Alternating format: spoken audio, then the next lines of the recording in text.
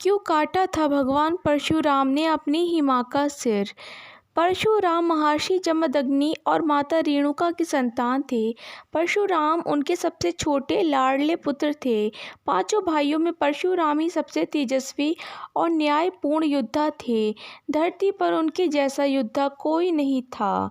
परशुराम अपने माता पिता के सबसे लाडले और आज्ञाकारी पुत्र होते हुए भी उन्होंने माता का सिर काट दिया था। आखिर उन्होंने ऐसा कठोर कदम क्यों लेना पड़ा? ऐसा क्या कारण था जो उनकी माता के जीवन से भी बढ़कर था? परशुराम के पिता जमदग्नि बड़े ज्ञानी और तपस्वी थे। उन्हें सभी प्रकार की सिद्धियों का ज्ञान था। परशुराम अपने पिता की आज्ञाकारी पुत्र थे और पिताजी की हर आज्ञा को पत्थर की लकीर मानकर हर हाल में पूर्ण करते थे।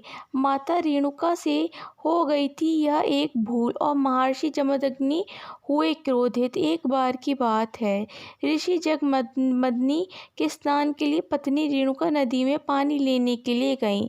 वहीं कुछ दूरी पर राजा चित्र भी स्नान कर रहे थे। राजा चित्ररथ को देखकर वह काफी समय तक वह उन्हें स्नान करते देखती रही। उनका मन विचलित हो गया और भूल गए कि उन्हें अपने पति के लिए स्नान का पानी ले जाना था। काफी समय हो गया। महर्षि जमदग्नि पत्नी रेणुका की प्रतीक्षा में बैठे उनका इंतजार करते रहे। जब पत्नी रेणुका आश्रम पहुंची तो ऋषि जमदग्नि ने अपनी ध्यान शक्ति से उनके देर में आने का कारण ज्ञात करना चाहा। इससे उन्हें सब ज्ञात हो गया और महर्षि जमदग्नि अपनी पत्नी पर क्रोधित हो उठे। पिता ने दया चारों पुत्रों को दिया अपनी ही माँ का सिर काट देने का आदेश। उसी समय उनके चारों पुत्र रघुवंशी शुरू वस्तु और विश्वासों भी आश्रम में आ गए और महर्षि जमदग्नि ने अपने चारों पुत्रों को बारी बारी से अपनी माँ का वध करने को कहा, पर किसी ने भी माँ की मोहवश में ऐसा करने का हिम्मत नहीं जुटा पाया। किसी ने भी पिता की आज्ञा को नहीं माना और सभी पीछे हट गए, क्योंकि हिंदू धर्म ग्रंथों के अनुसार किसी भी स्त्री की हत्या को बहुत बड़ा पाप माना गया है और यही अपनी माँ का वध करने की बात थी। लेकिन पिता आज्ञा का विरोध करना भी एक बड़ा अपराध है। चारों पुत्र समझ नहीं पा रहे थे क्या करना उचित होगा। जब ऋषि के चारों पुत्रों ने उनकी आज्ञा को नहीं माना तो अपने चारों पुत्रों को चेतना, बुद्धि और विचार नष्ट होने का श्राप दे दी। परशुराम ने अपने पिता के आदेश को क्यों माना? वहीं थोड़ी देर में परशुराम भी आश्रम आ गए।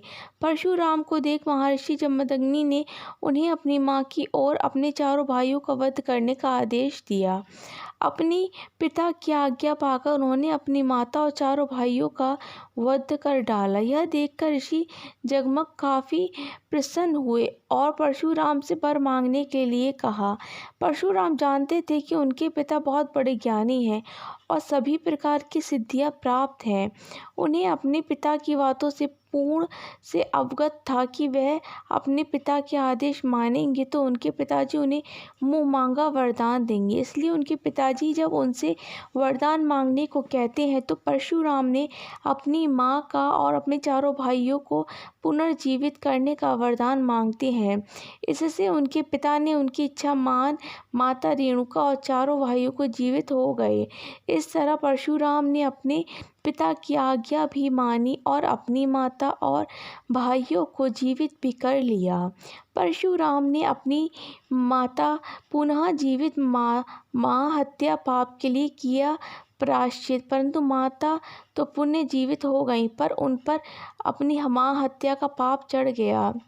इस पाप से मुक्ति पाने के लिए परशुराम एक पर्वत पर शिव आराधना करने के लिए चले गए। कई वर्षों की कठोर तपस्या से प्रसन्न शिवजी ने उनके समक्ष आ गए और उन्हें मृत्यु कुंडली के जल में स्नान करने के आदेश दिया। तभी वह अपनी माता के पाप से मुक्त हो पाएंगे।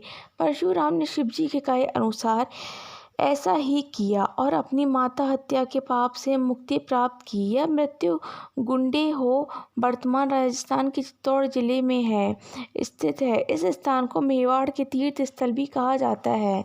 इस स्थान से कुछ दूरी पर एक पहाड़ी पर भगवान शिव जी का मंदिर, जिसे परशुराम जी ने खुद अपने परसों से काट कर बनवाया था।